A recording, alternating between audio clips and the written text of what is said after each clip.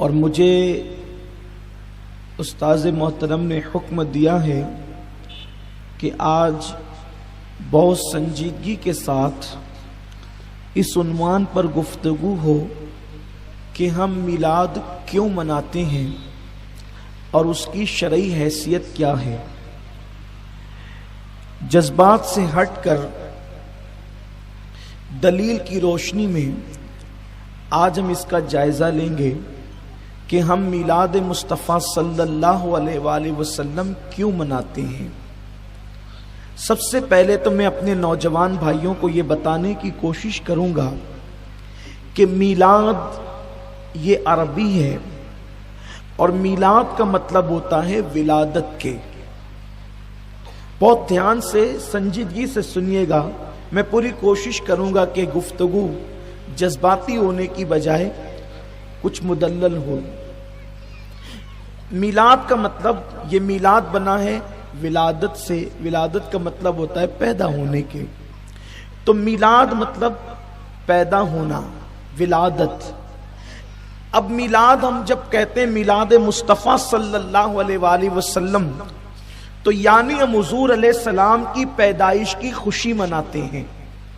ہم اللہ کے نبی صلی اللہ علیہ وآلہ وسلم کی ولادت کی اور پیدائش کی خوشی مناتے ہیں۔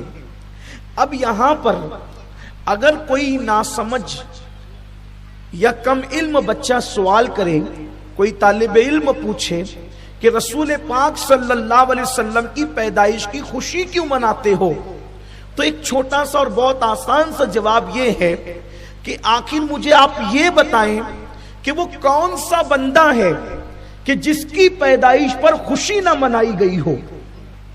وہ کون سا بندہ ہے جس کی پیدائش پر خوشی نہ منائی گئی ہو؟ جو بھی دنیا میں بچہ آتا ہے اس کی خوشی ہر اعتبار سے منائی جاتی ہے۔ حمال کے گھر بچہ پیدا ہوگا تو کم سے کم خوشی اتنی ہوگی کہ ماں باپ خوشی منائیں گے، دادی دادا خوشی منائیں گے، اور اگر وہ بندہ اور پوزیشن والا ہے، اگر وہ بندہ اور پوزیشن والا ہے تو پھر رشتہ دار بھی خوشیوں میں شامل ہو جائیں گے۔ وہ بندہ اور پوزیشن والا ہے تو محلے والے بھی خوشیوں میں شامل ہو جائیں گے۔ ایم ایل اے اور ایم پی کے گھر بچہ پیدا ہوا تو ممکن ہے پورا گاؤں خوشیوں میں شامل ہو جائے، وزیر کے گھر بچہ پیدا ہوا تو ممکن ہے پورا ملک شامل ہو جائے۔ لیکن یاد رکھیں کوئی بچہ ایسا نہیں ہوتا جس کی پیدائش پر خوشی منائی نہیں جاتی، لیکن ہاں کچھ بچے ایسے ہوتے ہیں، ذرا دھیان سے سننا، توجہ فرمائیں، کچھ بچے ایسے ہوتے ہیں جن کی پیدائش پر نہ ماں کو خوشی ہوتی ہے نہ باپ کو خوشی ہوتی ہے۔ وہ بچے وہ ہوتے ہیں جو بن باپ کے اور بغیر شادی کے پیدا ہوتے ہیں، ان کی پیدائش پر کسی کو خوشی نہیں ہوتی۔ لیکن جو نکاح سے پیدا ہوتے ہیں، شریفوں کے یہاں پیدا ہوتے ہیں، شرفاء کے یہاں پیدا ہوتے ہیں، پہلا بچہ ہے تو خوشی منائی جا رہی ہے، دوسرا بچہ ہے تو خوشی منائی جا رہی ہے، تیسرا ہے تو خوشی منائی جا رہی ہے۔ یعنی دنیا میں کوئی بچہ ایسا نہیں ہوتا جس کی آمد پر خوشی نہ منائی جائے۔ اب آپ مجھے بتائیں، جب للو پپو اور ٹپو کے یہاں بچے پیدا ہو تو اس کی خوشی لوگ مناتے ہیں، جب آمنہ کے یہاں رحمت للعالمین تشریف لائے، آمنہ کے یہاں رحمت للعالمین تشریف، کوئی بچہ ایسا نہیں جس کی ولادت پر خوشی نہ کی گئی ہو۔ لیکن ایک بات یہ ہے، ہاں کسی کے یہاں بچہ پیدا ہوتا ہے تو کچھ لوگ خوشی مناتے کچھ نہیں مناتے۔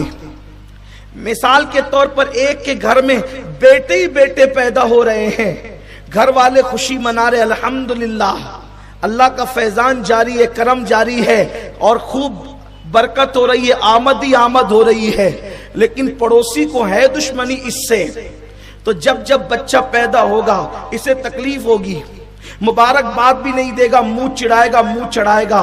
تو آپ نے کچھ کہنے کی ضرورت نہیں، آپ سمجھ جائیں گے کہ آمد پر یہ جو مبارکباد نہیں دے رہا ہے، اس کے چہرے پر تبسم نہیں ہے بلکہ چہرہ اتر گیا ہے، بلکہ لوگوں سے بھی لڑ رہا ہے۔ کیوں اس کو مبارکباد دیتے ہو؟ کیوں اس کو مبارک؟ ارے مبارکباد دینے میں حرج کیا ہے؟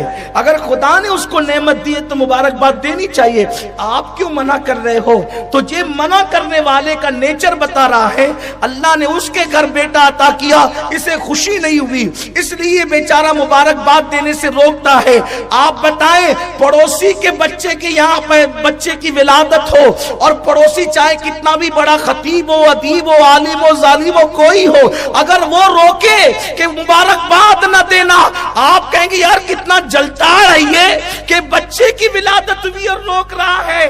بس ہم نے کسی کو کچھ کہنا ہی نہیں ہے، جس کو دیکھو نبی کی آمد پر مبارکبادیاں ہیں، اسے نبی کی آمد کی خوشیاں ہیں، اور جو منع کر رہا ہے، اب آپ مجھے بتائیں کہ منع کرنے والے کے دل میں کہیں نہ کہیں نبی کی پیدائش کے حوالے سے دکھ ہے، بیماری ہے، درد ہے، جلن ہے، اسی لیے تو وہ روک رہا ہے۔ ورنہ میرے نبی تشریف لائے تو حدیث پاک میں آتا ہے کہ مشرق کے جانوروں نے مغرب کے جانوروں کو مبارکباد پیش کی، پتھروں نے خوشیاں منائی، کنکروں نے خوشیاں منائی، فرشتوں نے خوشیاں منائی، حتیٰ کہ اللہ نے خوشیوں کا اظہار اس طرح کیا کہ جس سال نبی کی ولادت ہوئی اس سال اللہ نے بیٹیاں پیدا نہیں فرمائی، 70,000 بیٹے ہی بیٹے پیدا فرمائے۔